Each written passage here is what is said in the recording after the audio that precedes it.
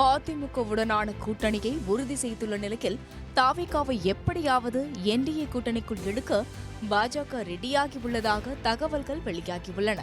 அதைத்தான் தற்பொழுது நயினாரும் உறுதிப்படுத்தியுள்ளதாக கூறப்படுகிறது. நயினார் சொன்னது என்ன? பாஜக தாவேகா கூட்டணி உருவாகிறதா? விரிவாக பார்ப்போம் இந்த செய்தி தொகுப்பில்.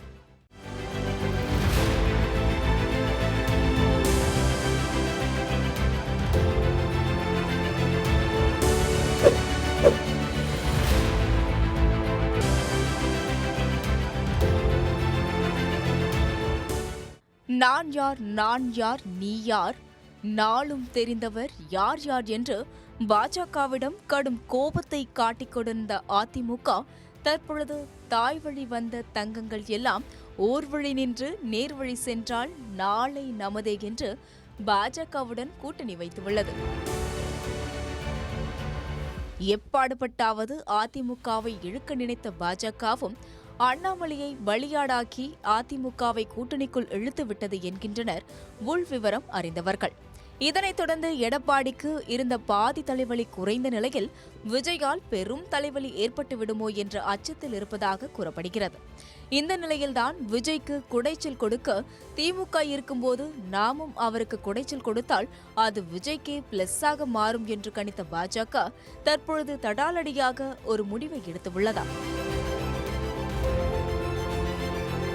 அதாவது பேசாமல் விஜயை கூட்டணிக்குள் இழுத்தால் என்ன என்று பாஜக நினைப்பதாக கூறப்படுகிறது.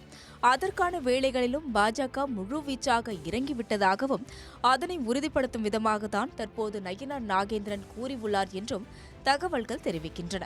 தூத்துக்குடியிலிருந்து சென்னை வந்த பாஜக மாநில தலைவர் நயினார் நாகேந்திரனிடம் தேசிய ஜனநாயக கூட்டணிக்கு விஜய் கட்சியை சேர்க்க பேச்சுவார்த்தை நடக்கிறதா என்ற கேள்வி கேட்கப்பட்டது.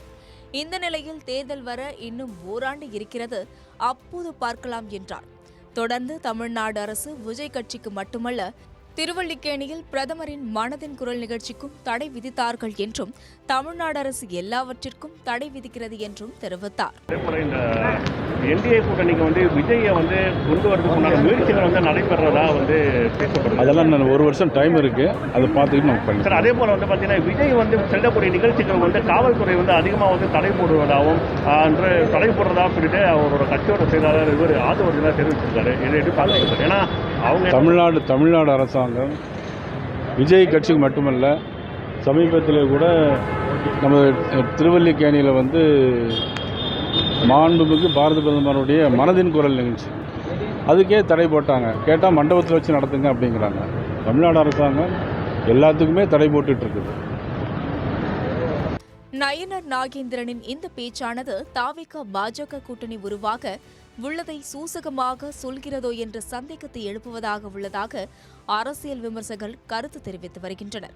ஒரு பக்கம் தாவேகாவிற்காக பாஜக காய்களை நகர்த்தி கொண்டுள்ளதாக கூறப்படும் நிலையில் பாமக, தேமுதிக ஆகிய கட்சிகள் இன்னும் கூட்டணி பற்றி முடிவு எடுக்காமல் உள்ளன.